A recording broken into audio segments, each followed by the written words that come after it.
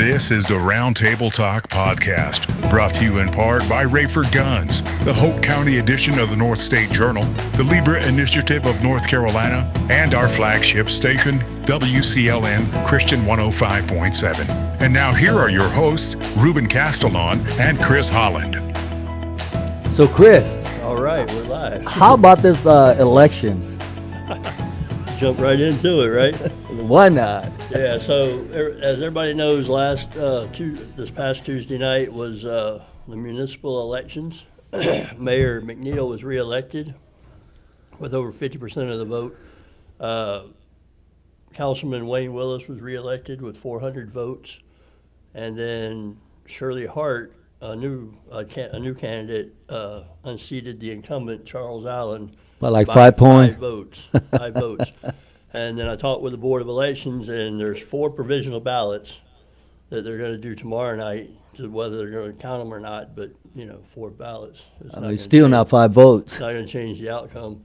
So yeah, ironically enough, 2 years ago, Shirley Hart lost by 1 vote, and so this year, between her and Jackie McLean, and she lost by 1. So this year, there's a potential, if all 4 of those are for Charles, that he would have lost by 1 vote. By 1 vote. So yeah, but some of the statistics though of this is there's 3,086 registered voters in the city of Rayford, right? How many? 3,086. Out of that, 744 turned out to vote, just a little bit over 24%. Oh my goodness. So I hope this isn't a sign of the times. That people are disengaging. They're getting frustrated with the way the politics are going. And I hope this doesn't, translate into a low turnout in 2026, which historically, that's what happens. Off-year elections. That's what happens. The president's not on the ballot, so it's historically low turnout anyway. And, municipal elections in Rayford and across the nation are really kind of low turnout. Not a lot of people pay attention to them. But ironically enough, I was surprised at how many people didn't know that they couldn't vote in the municipal elections. I saw some of that stuff on Facebook. On Facebook, like, there's a whole discussion about, why couldn't I vote? My address is Rayford. Well, wait a minute, okay. And then you got to explain, the post office that handles your mail is Rayford, right? That doesn't mean you live in your zip code, exactly. Doesn't mean that you live in the city of Rayford. So there were some discussions about that. One guy even called it crooked. He went back and corrected it later and said, okay, now I understand. But he thought some shenanigans were going on. And then some people actually showed up out at Rockfish, and I think one went to Stonewall, to the traditional, polling sites, county-wide polling sites. So, yeah, there's just a lot of miscommunication, misunderstanding, Or better yet, and I tell you, I don't, by no ways do I mean to insult anybody, but you got to stay informed.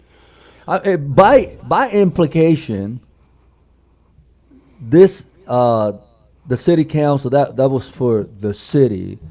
I live in the county. That Right. automatically, just using common sense, that tells me that I can't vote there. And so if you don't know whether you're going to vote or not in a certain election cycle for a certain area, do you even know who you're going to vote for? Right, yeah, exactly. That's If scary you don't to even me. know if you're eligible to vote in that election, what do you know about the candidates, Yeah, right? but that is scary to me. And then there were several people talking about, the mayor. They didn't understand that Rayford has a mayor. They thought that the mayor was on par with the county commissioners, and they are, in the sense that it's local government in Rayford, headed by a mayor and led by a city council. County commissioners are a board of county commissioners for the county.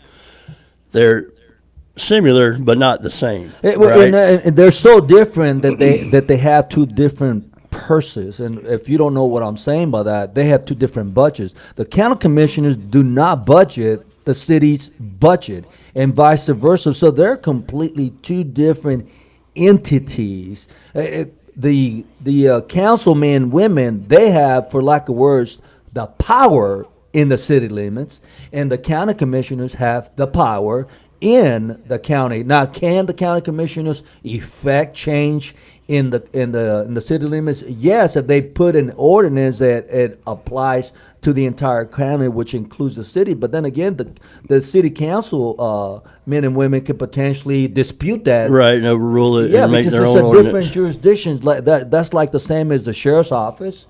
It's for the county as a whole.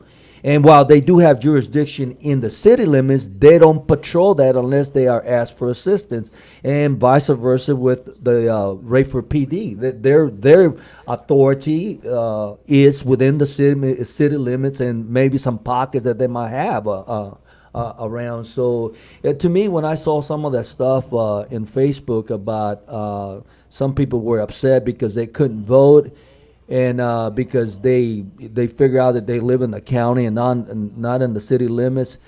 My first thought, besides shaking my head, was like, well, I'm glad you're not voting, because if you don't know where that you're supposed to vote or not, you probably were just going to go out there and say, mini, mini, money, mo, which is just as bad. Or, which is common in a lot of elections, you look for the political party or you look for a name that you know. Yeah. You know, and that's the way people vote.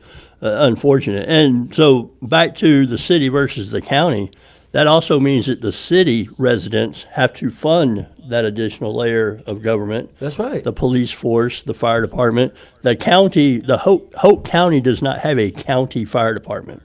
All No. the fire departments in Hope County outside the city limits are volunteer private fire companies. That's something strange. Growing up where I came from, all the county fire department or all the fire departments were funded by the county, you know. But you get here to North Carolina, and there's very few county-funded fire departments. They're all private companies, and they get money from the property tax. You get a fire tax, and Which the whatever county collects on their behalf, collects. and then doles out to them. So based on population density, size of the fire district, you know, all of the different requirements. But yeah, that's how the fire district is funded is through property tax or fire tax, and they're private organizations. They do their own recruiting. They fund their own fire trucks. You know, they get grants and stuff granted, but by and large, they're a private entity. Well, I can tell you right now that Mayor McNeil, I don't know how long he's been a mayor, but he's been mayor for a very long time, since I can remember. Yeah, I think it's been 20 years. I mean, I was a deputy for the Hope County Sheriff's Office February 2004, and he was already the mayor. I met him back in them days.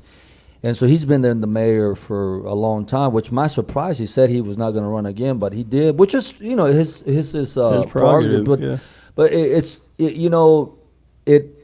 the good thing about it is that he was not going around saying, vote for me, free. Unlike the new soon-to-be mayor of New York City, everything is free. And when they would ask him, well, how you gonna pay for it? But don't worry about it. It's gonna be free. Yeah, and you know, the old saying about when people offer you a free lunch, it's never free. Someone is paying for the lunch. Somebody has to pay for Somebody it. has to pay. So I think it's gonna be very interesting. I mean, as a matter of fact, for full disclaimer, I've never been to New York. I've never been inspired. Almost when got stationed in, I think it's the 10th Division. Yeah, I think that's- Fort I Drum. almost got stationed over there back in my early military Army career, and I'll tell you this right now. I'm glad I never went there, because New York politics, they do not impress me. They're clearly the people in charge, which is mainly Democrats. They're not there for the common person. They're just not there, and I'm really surprised that I think that the reason why you still got people living there is because they're stuck. They can't move. They're broke. They're broke by living in the city. Well, you know, just like all blue states, there are pockets of you know, Republican conservative leadership, and so Fort Drum, I think, is about 2.5 hours north of New York City. So I don't think that the city politics, now the state, you know, affects that area, but the city politics of New York City don't really affect Fort Drum. I went there once. I went to Fort Drum, and it was cold. Actually, there's a winter course they have in Fort Drum. They They do. send soldiers from Alaska to Fort Drum They because do. it's colder in Fort Drum than it is in some places in Alaska. But I went to New York City one time. I flew in from Germany. My first duty assignment after basic was Germany. I flew home for leave after Desert Storm, got off the bus, or the plane there at LaGuardia, got on a bus to go to another terminal, and this was 1992, 93, whatever, 92, I guess. And the bus driver was in full leather, chains, all this kind of stuff, hair about this tall, big spike, big dangly earrings. And I said, that's all I need to see in New York. And I got off the bus. That I was went not in the just in the terminal, movies. I went into the terminal, and I waited for my flight. You saw I the said, stuff that's in the movies. yeah, exactly. I'm like, that's all I need to see in New York. I'm out of here. But that's my only time with that. But back to our local stuff. So there's still some follow-up with our local election. While the preliminary election night results were released, they're not official. So tonight at 5:30, all these meetings are at 5:30. This afternoon, they're going to do a sample audit count where they're going to choose two of the precincts to do a hand count. That's to verify the All legit. voter tabulation machines are actually recording correctly. That is required by the North Carolina State Board of Election, and that's done during every election. And the local Board of Elections doesn't pick it. They sent down, the state board sends down, I want you to do this one and this one, and then they pull those ballots and they hand count them to ensure that they're correct. And then tomorrow afternoon at 5:30 is going to be the provisional meeting. That's where those 4 ballots that came in. Now, a provisional ballot, for those who don't know, is when a voter showed up to the poll, there was something wrong with their registration. Whether they need to change their address, something was wrong. So they said, here, fill this out. They set it to the side in a special box. And then tomorrow afternoon, what's going to happen is those ballots will be pulled out, presented to the Board of Elections, and then they will go through and look at it and determine, okay, yes, this person now lives at 345 instead of 123. They are still legitimately a Hope County voter, and they vote on it. They have to vote on each one. But that's only Well, 4. but there's only 4. So at the end, those 4, whether they're good or not, they're not going to matter. Well, every vote matters. No, right? what I mean but, is but that it will it's not not gonna change help the anybody. outcome. It will not change the outcome of any of the races, exactly. So, and that's what we talked about in the beginning. Mr. Allen lost by 5 unofficially. Tomorrow, if they count 4 of them that It's still all happen, he'll lose by 1. And in So local elections, all it matters if you can lose your re-election or the election by 1 by vote. 1 vote. Yeah, surprisingly, there is a lot of stuff a lot of elections in North Carolina that are decided by 1 vote. I think we did a thing back in 2022. We looked across. It was part of our get out the vote effort. We were talking about, 1 vote counts, because a lot of people would say, "Oh, my vote doesn't count. It doesn't matter." And I think out of the 100 counties, there were, I want to say, 16 or 17 races, whether it was municipal or county office, that were decided by 1 vote, in the year of 2020. Now, that 2020, we all know that was a crazy year. There was a lot of absentee stuff going on. There was a lot of excitement, to go. And then you had the restrictions and all of that made it kind of crazy. However, there was 16 or 17 elections in the year of 2020 that were decided by 1 vote across North Carolina. So yes, your vote matters. 1 vote makes the difference. And the sad thing about this is that the total number of voters was 700 and some votes for the Rayford, the city of Rayford. And you said there's over 3,000 voters, 3,000, registered voters yeah, for the city of Rayford. 3,086, yep. And that was only about 25% of the total voters. And it's so sad. This is how you got to look at this: is that small percentage is going to dictate the next 4 years, because they're in four-year cycle, Yeah, right? 4-year cycles. And so for the next 4 years, that 24% of voters that voted will determine whether they were informed and they were actually voting as informed voters, or they were just voting to vote. They're going to influence the next 4 years, whatever the projects are, if any, in the city of Rayford, anything that's going on. They're the Development, ones that are going to dictate for the majority of the people.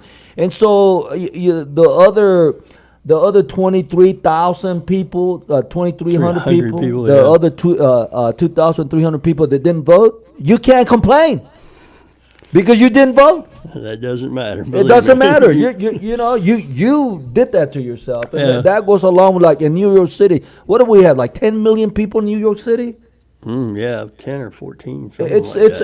I think it's over crazy. 10 million people yeah, because over it's one 10 of the million. besides L.A. New York City is one of the other biggest populated cities, and a little bit over 2 million people, mainly young people and women, were the majority of the voters that got this new mayor in.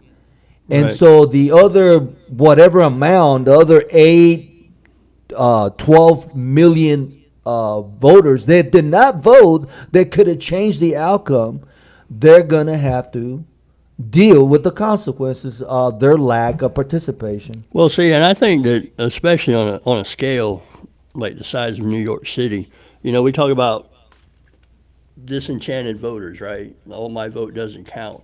I mean, here in Hope County, what do we have? I think 60-something% voted in 24, Yeah. something like that, 63%, whatever it was. But that's another, what is that, 37% that says my vote doesn't matter. It doesn't matter to me what the election outcome is. So you extrapolate that across the population size of New York. I mean, we're talking about millions and millions Millions of and millions. people, millions and millions millions. that have just given up on the I mean, process. I think New York City, their population is several millions more than North Carolina. It's a whole. Just the city, correct. Yeah, let me finish with this, though. So next Friday on the 14th at 11 a.m., this is the one that's changed, is going to be the canvass meeting. So the canvass is where they get all the votes together and they get all the tabulations and they certify that, yes, these are the official results. And that's when the election becomes official.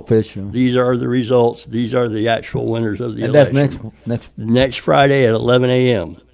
So immediately following that, probably like 11:15, because it doesn't take that long. They're going to have their regular board meeting. gonna be the 14th. Correct. Their regular board meeting is scheduled the second Tuesday of every month, but because Veterans Day falls this next Tuesday, they're going to hold their regular board meeting immediately following the canvass on the 14th. So with that, I just encourage everybody, if you have the time, go down and see the process, because it's the same, whether it's county elections or it's municipal elections, the process is the same. The only thing different here during the municipal election that you will see in the county election is election night, the board will vote on absentee ballots. So during the course of early voting, all the absentee ballots come in, and then election day, all the rest of the ballots that have come in by 5 p.m., I think it is, the new law, on election night, they take all those ballots and then they count them there before the board. The board votes to accept them, and those are rolled into the unofficial numbers, and then the night of the canvass, all of that stuff. But like I said, that's the only difference. There was no absentee ballots for the city council election this year. So in 26, the process will be the same with the addition of, I'm sure there will be absentee ballots. They're going to have to count. 2026 is around the corner. You're telling me. I know It's people are already gearing up around about the that. corner. So talking about 2026, so right now, I know that we have Mr. Kirk Lowry has stated his intent to run for against Garland Pierce for House 48, District 48. Yeah, we're 24 and 48. 48. Yeah, 48. I get the District Senate, 48. yeah, the Senate and the House mixed up, but yeah, 48, District 48. There's a potential for a primary if any other candidates throw their hat in the ring. Remember that December is the candidate filing for all the 2026 elections. If Kirk remains the sole Republican candidate that files in December, then he will go on to the general ballot in November without a primary. But if somebody else says that they want to run as well on the Republican side, then there will be an election in March to determine which candidate moves Who on moves to forward. November. So we're keeping our eyes out on that, keeping in contact and trying to figure out if some other individuals are going to actually run or not. They still have about a month to figure it out. But I don't know. I like primaries. Some of the candidates don't. They think, oh, well, we get out here and we fight against each other, this and that. And, as long as all candidates, and whether it's primary or election, if you focus on your priorities, you focus on your mission and your values, what you want to bring to the office, I think primaries are good. It gets everybody's ideas out there, and it also gets early exposure to the public. Because you got to start about 60 days earlier. Well, you with your say campaigning. December is the last month for them to file for the state. Well, it's the only month. In December, the filing December, period opens. which is next month, is Right. the only month for anybody wanting to run for District 48. Yes. And so, I like, just to piggyback on what you said, I like primaries. What I don't like about primaries is when you have 7 people running for one position. I like 2 or 3 people, hopefully the best candidates. But I do agree that it exposes those people that are marketable, those people that have a message, and good ideas. Yeah, good ideas. And the bad thing about not having a primary is that, to me, the candidate will have to take self-initiative to go to all these different events to have exposure. And because today, those people that do vote, for the majority of them, are now informed voters, except for those that don't even know where they're going to vote or whatever. So if today, if you're running, you got to get your name. You got to get your name there early on. You know this. If you campaign when you file, you're probably too late. Probably about 6 because the months. incumbent, Yeah. normally the incumbent, the reason why the incumbent continues to be reelected is because they do have a record, good or bad. What's good for you might be bad for me, but nonetheless, they have a record, and so they have something to talk about, something to brag about. And if you're the Opposition. you don't have nothing but a message. And if you don't get out there and put the message out to as many events that you can potentially go to, you don't have a slim chance. I've seen people start campaigning, sort of campaigning, when they file, and I already know what the outcome is. They're not going to get in. Especially in local politics, right? Because like you said, the incumbent has exposure. They have a record to run on, and good or bad, because definitely what I think might be good for the community is not the same as what you would think. So they have a message, or they have a record, they have exposure, name recognition, and they also have the bully pulpit, what they call the That's bully right. pulpit, right? They can get on and give interviews. That's right. They can get on and talk about And they're upcoming known. achievements, right? And so they have the exposure. Reporters want to talk more to the guy that's in the office than the guy that's trying to get him out of office, right? And here's the thing. Talking about local politics. Okay, let's just talk, for example, about the county commissioners. You got 5 county commissioners. So they're all seasoned except for Miss Mary McAuliffe, I think that's her name. McCollum. Okay, she's the newest county commissioner right there. One of the things that people don't pay attention to is that that's the board. So if the board is successful at doing something good, every one of them takes credit for it. They can, when it's time for them to campaign, and I, they Right. can take credit for it. Unlike the person, the challenger, what do they have? And so they have that name recognition and all that stuff. That's why I always tell people, if you're gonna run, if you were running for District 48, you should have been campaigning a year ago. Now there are people that have name recognition, Right. okay, and that clearly that does help out without a doubt. So if you already have name recognition, my only thing is that I hope you have a strong message and good ideas, because if anything I learned on the current county commissioners, they have ran at least 2 cycles that I can remember, whether it be Alan Thomas or James Leach. Uh, every time a Republican candidate ran with certain ideas, they've been implementing these ideas. Right. Yeah, right. And so candidates are running out of things to run on. To run on. Yeah, and so that, ironically enough, I talk to people about that all the time. Back when I ran in 2020, at the time, litter was a big problem, and it's still somewhat of a problem around the county, but it was a big problem. I mean, you couldn't drive down the road without seeing all kinds of trash. So I was talking about, let's privatize that. Let's hire somebody. Well, since 2021, the county has a private crew, a company that goes around and polices up trash.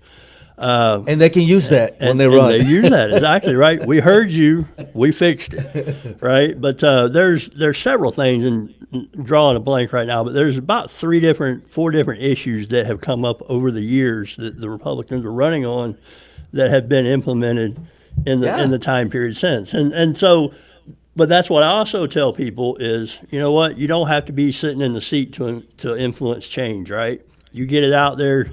You run against them and say, I'm going to do this if I beat you, and then they fix it. So, and it's okay. It's okay. It's all about the community. It's what's making the community better, And ideas are not normally, unless it's a special item that you're going to develop. Ideas are not patent. Right. Yeah, and that's just like I said, as long as they're moving forward and implementing ideas and plans that are helping the community, it doesn't matter who takes credit for it. No. And you don't have to be sitting on the board. We've proved to actually implement some of those things. So I like it. What I'd said this years ago, when somebody says activist, you think of the purple-haired, person in New York City, screaming with the spiky hair and signs and stuff like that. But that's one of the problems with the Republican Party is we don't become activists.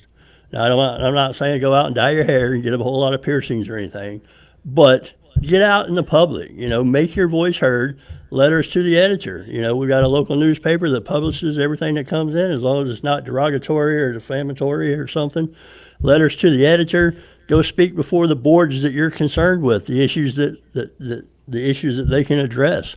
Become an activist. That's how you affect change. Well, and I got to tell you, I'll keep saying this: the incumbents, they have the upper hand, because I'm gonna tell you this right now. Being a school board member, I get invited to all kinds of different events. If you are a challenger, you're not gonna get invited. If you find out about the event, you're either gonna have to pay to go to the event, or find somebody that can sponsor you to come into to the event. And so that is one of the major advantages that the incumbent official, public official at the local level has. Look at Rayford City Mayor McNeil.